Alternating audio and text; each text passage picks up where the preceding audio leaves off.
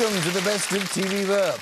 Man sings Ooh Bra My Foot song on May the Best House Win.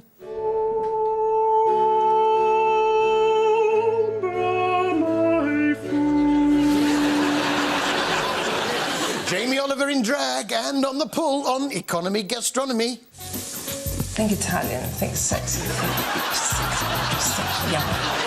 And Neil Hamilton finally works out his place in the pecking order on Celebrity Hens and Stags. And welcome to a Red 7 hen weekend. Right. You're going to be in trouble. What's he doing here if it's hens? Am I the token cock? Yes, you are. Dear, oh dear. I must say it's nice to see Emma Bunton join the judges on Dancing on Ice. And I'll tell you who I want, who I really, really want. Emma Bunton! Hiya. And I do like Jason's new necktie. He always takes care to give us stuff. Yeah, that is nice. And I know what you're thinking. You're thinking, how can I get a necktie like Jason on Dancing on Ice? Well, what you need is one of these, an old VHS tape. And you pull it out like that. You pull it out. You pull it out like that. You scrunch it all out like that.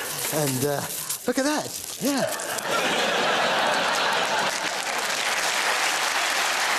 And for a fraction of the price that Jason paid.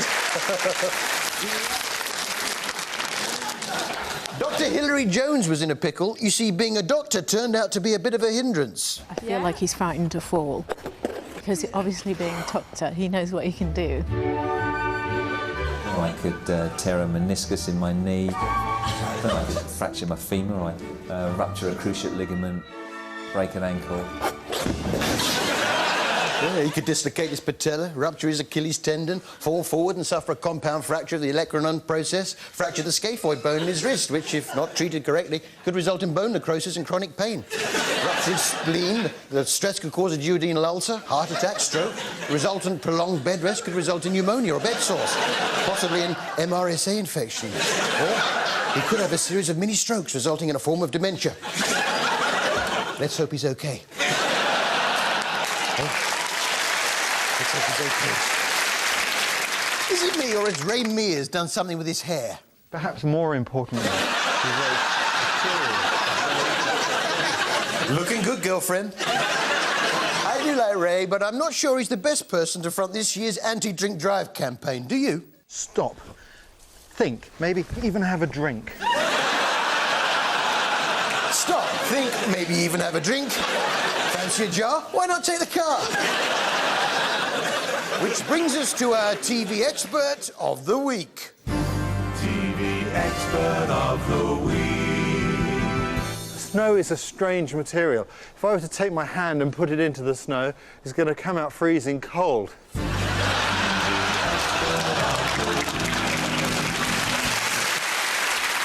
10 years younger this week featured beauty therapist Samantha, who, after her facelift, reckoned she looked like someone famous. Do you want to look at yourself in the mirror? Yeah. Ready? Yeah. Oh my God, I look like Amy Winehouse. They tried to make me go to rehab, but they said no, no, no. I ain't got the time. But if my daddy thinks I'm fine, they tried to make me go to rehab, but I don't go. But the person with the biggest challenge was ex-Navy lad David Yule, who was registering age reactions from the public previously never heard of. OK, brace yourself. Yeah, I'm ready. I think he looks about 60. Looks like he probably smoked a few too many cigarettes. I think between 85. 85? I think he looks like 90. 85 and 90? That's a bit harsh. He may look a bit older than he should, but Dave's main problem is those teeth, which do make him look a bit two-faced. I think his skin looks really wrinkly. I don't think he's ever seen a dentist. He could have a conversation with himself. Hello, David. How are you? Oh, not so bad. You should see Dancing on Ice at the weekend. Yeah, not so good now, Todd out. Not. Who's there? Morrissey. Morrissey who? The more I see you, the more I want you. You get the idea with that. Yeah, what's the most treacherous golf course you've ever played on? Over the next 3 days, we'll climb over a series of vast canyons. Our route will take us across the beautiful but treacherous Salar de Atacama, the famous Chilean salt plains. We'll then spend 3 days steadily climbing to reach our base camp at the foot of the Corona volcano. Before we attempt to summit its 17,000-foot peak. Of course not. No, this was the route taken by Ben Fogle and co. on his Extreme Dreams venture on BBC Two. Ben was very much leading from the front and was full of advice for his rookie rock climbers. We must now traverse a perilous ledge with a 1,000-foot drop on either side. Just be careful when you've got some of the steeper bits that you don't slip off. Thanks for that, Ben. And what do you do in the case of a rock fall? What I'd suggest is, because we don't know how much of this is going to give way underfoot, if we can just one person up at a time, and if big rocks start coming down, one of us, whoever sees it, shout rock. Just shout rock. Yeah, I wasn't shouting rock, right? If I was shouting it, you'd know. It would be like this. Rock! Yes, Ben was... Stop throwing rocks! Ben was full of advice. I couldn't help thinking he was talking up the risks a bit. Again, be really careful of loose stuff. If you fall, guys, which some of us will at some stage, I'd go onto your bum. Seconds later, my words come back to haunt me. Oh no, he's falling! And relax. Yeah, it seemed that because no one actually got hurt, Ben had to exaggerate even minor mishaps. Hayden makes it safely to the other side, and Desi's next to cross. But she's worried that the rocks are unstable.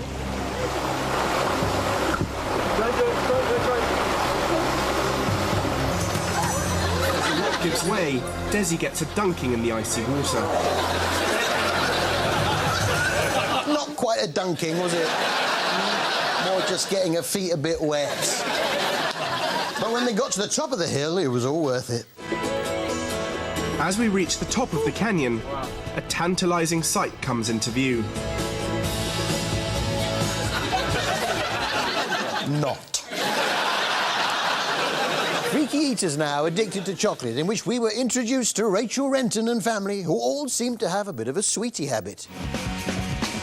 In an average month, binge eater Rachel consumes 300 chocolate bars, 100 bags of crisps, 90 cakes, 90 bottles of Coke, and 75 packets of sweets. Sweets! Dad's crunchies. He takes 3 a day to work for his breaks at work. I love me crunchies.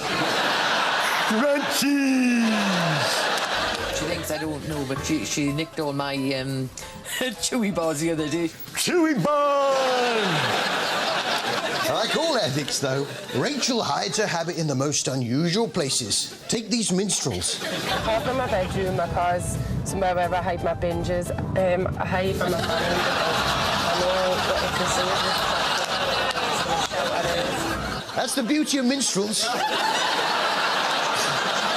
They melt in your mouth, not in your groin. Don't try it with revels, though.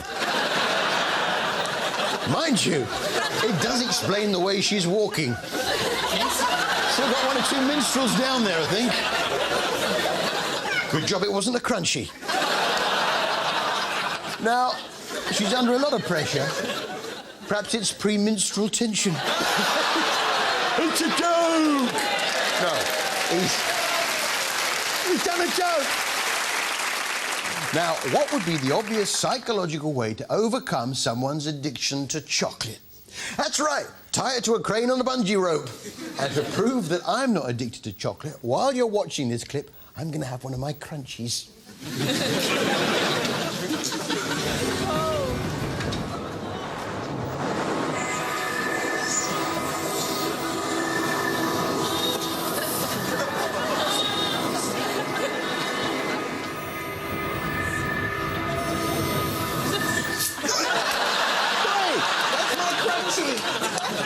Oh, she's dropped a minstrel. Minstrel.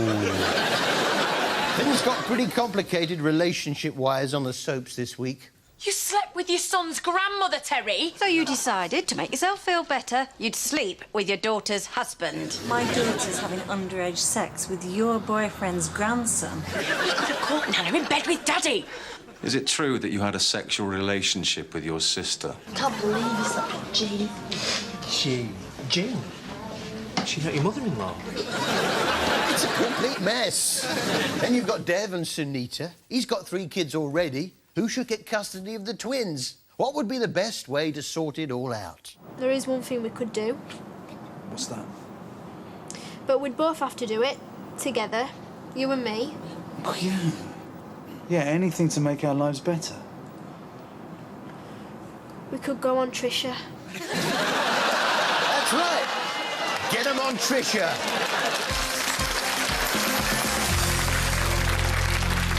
Good morning, and today it's my dad had a fling with a psychopathic lawyer before marrying his shop assistant who gave birth to twins and then found out he had 3 other kids by various women. Now, we say hello to Dev, who runs a chain of 7 corner shops in the Manchester area, although we've only ever actually seen one of them. Nevertheless, please welcome Dev.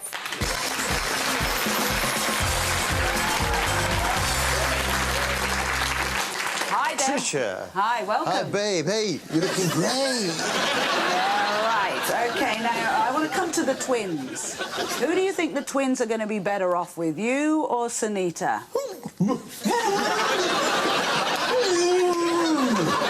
I think the best thing we can do is get you and Sunita talking about this to work it out. So please welcome Sunita. Actually, Trisha, you know, there's only one way to find out.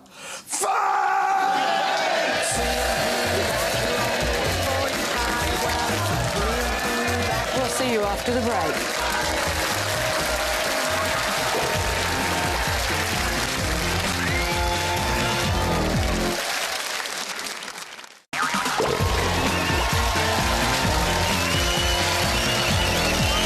Welcome back to the best of TV Burp.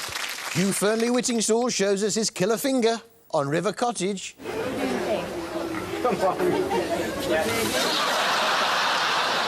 Man practices the rhythm method of contraception with a specially adapted you-know-what on Holby.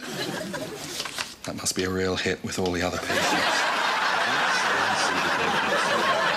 And 2 talking Shire horses on Countrywise. A cart horse wanted at least 2 hours to eat his breakfast and digest it before he turned out to work. And don't forget, the majority of them would have been on a 1-week shift. Now, ploughing itself, people always say, isn't very hard work, pushing the plough.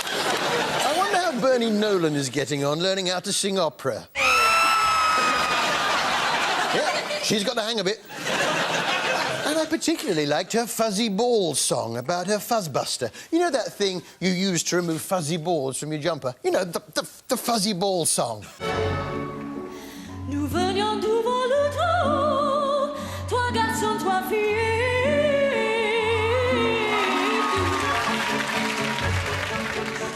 Sur la pelouse, il faisait beau. The fuzzy ball song. It is difficult to get some of those opera notes. I thought Darius was cheating a bit by using his fingers. Quella chioma, quell'aria brillante, quel vermiglio d'onesco color, quel vermiglio I thought I saw a fuzzy ball, a fuzzy ball, a fuzzy ball. And halfway through his song, Darius fell in love with his right hand.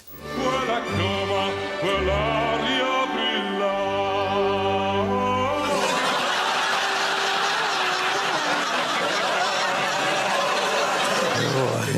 See you later.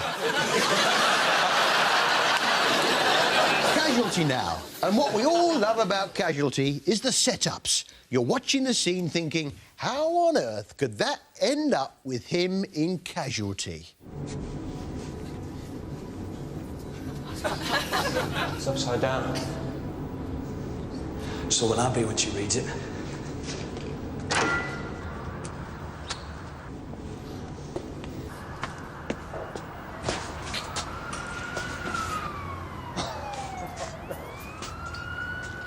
You're not serious. It's okay, I've done a bungee jump before, right? A bungee jump off the top of a building wearing a T-shirt that says "Marry Me" upside down, come up level with girlfriend's office, she sees the T-shirt, says yes. What could possibly go wrong?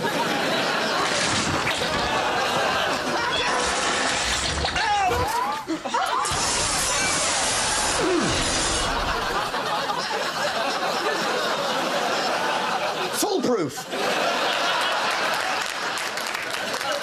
If that hadn't worked, his other idea was to set fire to himself, then, when she smelled the smoke, write "Will you marry me" in the air with a sparkler. I must say it was nice to see God pop up on telly last year. Put away into the... Of course it wasn't God. It was Meetings with Remarkable Trees on BBC 4. And this episode featured a particularly interesting hedge. I've been driving this road since 1971. I've probably driven past this hedge 16 or 17,000 times. You want to get sat-nav, mate? Do you ever get that feeling that a show might not live up to the preview for it? We were just giving Malcolm here a lift. Malcolm? Hello, love. Malcolm's my husband. He's dead. Dead? Oh, wow. Mushrooms. I'm home. It's not that easy. I'm married again. What's up? You ate any? Not as yet.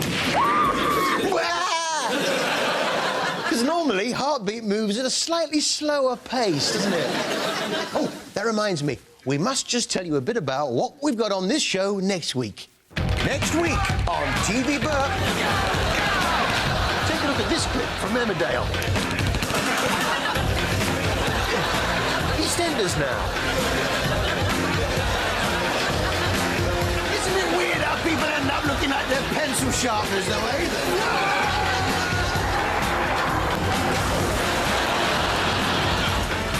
Did you see this on Diet Doctors? There's only one way to find out. Fight!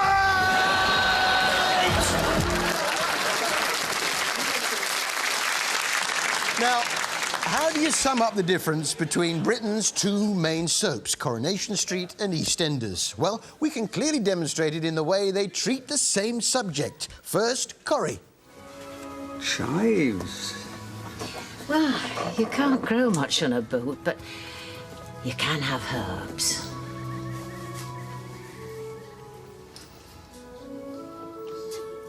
This is fantastic. It's just scrambled eggs on toast. No, I have eaten scrambled eggs on toast before, but this is in a league of its own. I grate a little parmesan in. Parmesan? And the bread? Toasted granary. I like the chewy bits. Well, this has set a new standard in scrambled eggs for me. And now EastEnders. Here, I'll get that down there. What is it? Oh, it's an omelette. That's pretty much it in a nutshell. Elsewhere, the Beals and the Masouds had been involved in a food fight. Yeah, and isn't it annoying when you're meant to throw some food at one person, mistake someone else for them, but it's too late to stop yourself and you throw the food at the wrong person? You can cook your food when we've finished our prep and not before. And if that woman comes in here, I won't be responsible for my own actions. Will you please You! Jane? Peter, I'm really sorry. I thought it was her. Yeah, easy mistake to make. They do look pretty similar, the young boy, Peter Beale, and the middle-aged Asian lady, Zainab Masood. In fact, I'm waiting for Paris Hilton to come through that door any minute so I can throw this custard pie at her. Oh, looks like it might be her now.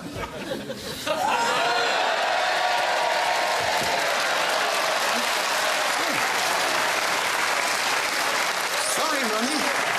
I thought you were Paris Hilton. I understand, Harry. Happens all the time.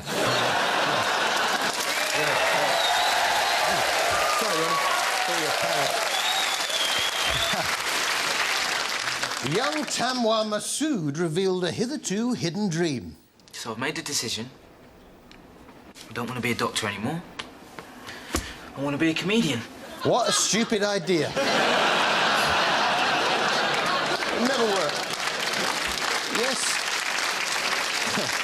Yes, it was stand-up comedy mania on EastEnders this week, not only for Tamwa, but for Ian Beale's wife, Jane. And as her and Tamwa arrived at the comedy club for their gig, I thought I spotted a familiar face.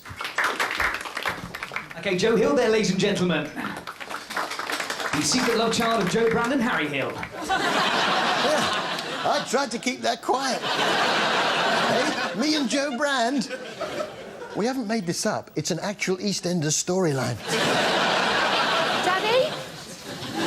Joe? Was I funny, Daddy? Ladies and gentlemen, please welcome my daughter, Jo Hill.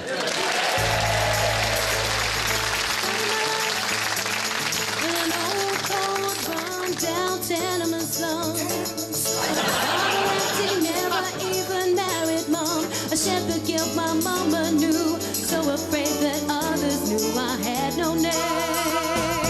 Love child, never meant to be. Love child, gone by society.